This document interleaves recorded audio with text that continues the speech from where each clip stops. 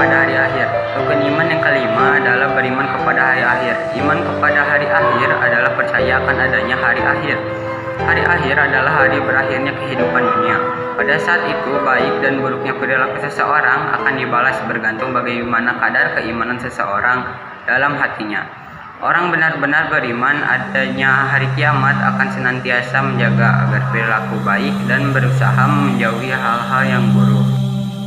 نسألك يا من هو الله الذي لا إله إلا هو الرحمن الرحيم الملك القدوس السلام المؤمن المهيمن العزيز الجبار المتكبر الخالق البارئ المصور الغفار القهار الوهاب الرزاق الفتاح العليم القابض الباسط الخافض الرافع المعز المذل السميع البصير. Macam-macam hari akhir. Terdapat dua macam hari akhir atau disebut kiamat, yakni kiamat sugro atau kecil dan kiamat kubro atau besar. Hari akhir sendiri adalah hari di mana alam semesta atau dunia dan seisinya akan binasa. Setelahnya manusia akan dibangkitkan untuk menjalani hari perhitungan dan penghisaban amal perbuatannya. Pembahasan yang dimaksud adalah bahwa hari kiamat dibagi menjadi dua macam, yakni kiamat sugro atau kiamat kecil. Dikatakan kiamat kecil sebab tidak mengajak ke semesta dan seisinya melainkan hanya berupa kerusakan karena bencana, kematian seseorang atau sekelompok orang dan lain sebagainya. Kiamat sugro ini bisa terjadi berkali-kali dan menjadi pengingat bagi manusia untuk segera bertaubat. Kiamat kubro atau kiamat besar dikatakan kiamat besar sebab kiamat ini akan menjadi akhir dari alam semesta di mana dunia dan seisinya hancur. Jika kiamat kubro datang, manusia sudah tidak memiliki kesempatan untuk bertaubat dan memperbaiki dirinya. Selain dibagi ke dalam dua macam, hari akhir atau hari kiamat juga memiliki sejumlah nama, antara lain adalah sebagai berikut. Yaumur Rifajah maksudnya adalah hari gempa atau lindu yang besar, sebab pada hari kiamat dunia berguncang dengan hebatnya. Yaumul Haqqah artinya adalah hari kepastian. Maksudnya adalah bahwa hari kiamat sudah pasti akan terjadi dan tak ada keraguan atas hal tersebut. Yaumul Asyir artinya adalah hari sulit. Maksudnya adalah bahwa pada hari kiamat dunia akan hancur sehingga tentu menyulitkan bagi semua makhluk. Yaumul Ba'ats artinya adalah hari kebangkitan.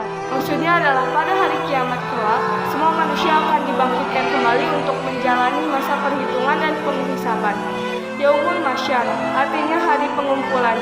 Maksudnya adalah pada hari kiamat kelak setelah dunia hancur, maka manusia akan dibangkitkan dan dikumpulkan di padang masyar. Yaumul Ghasyiyah artinya adalah hari pembalasan. Maksudnya adalah pada hari tersebut manusia akan mendapatkan ganjaran atas amal perbuatan yang ia lakukan di dunia. Walaupun sebesar biji sawi sekalipun pasti akan berbalas dan lain sebagainya. Yaumul Akhir artinya hari akhir dalam surat Al-Baqarah ayat 8. Yaumul Qiyamah artinya hari kiamat dalam surat Al-Baqarah ayat 85. Yaumul Ba'ats artinya hari kebangkitan dari alam kubur dalam surat Al-Rum ayat 76. Yaumul Hisab artinya hari perhitungan amal manusia dalam surat Shad ayat 16. Yaumul Din artinya hari pembalasan dalam surat Al-Fatihah ayat 4.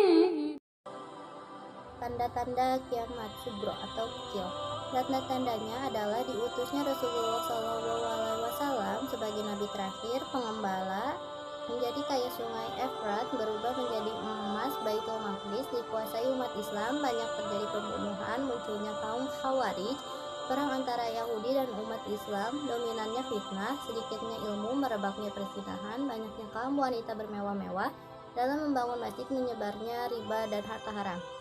Kiamat kubro besar. Tanda-tandanya sebagaimana Rasulullah SAW menjelaskan adalah asap dukhon, dajjal, binatang melata di bumi, dabbah, terbitnya matahari sebelah barat, turunnya Nabi Isa alaihissalam, keluarnya Ya'juj dan Ma'juj, terbitnya matahari sebelah barat, gerhana di timur, gerhana di barat, gerhana di Jazirah Arab, keluarnya api dari kota Yaman menghalau manusia ke tempat pengirikan mereka. Beriman kepada hari akhir. Hikmah beriman kepada hari kiamat adalah sebagai berikut: bersikap mawas diri sebagai hamba Allah di muka bumi. Kita tidak boleh berperilaku semena-mena dan mengikuti saja apa inginkan oleh hawa nafsu kita. Mengapa?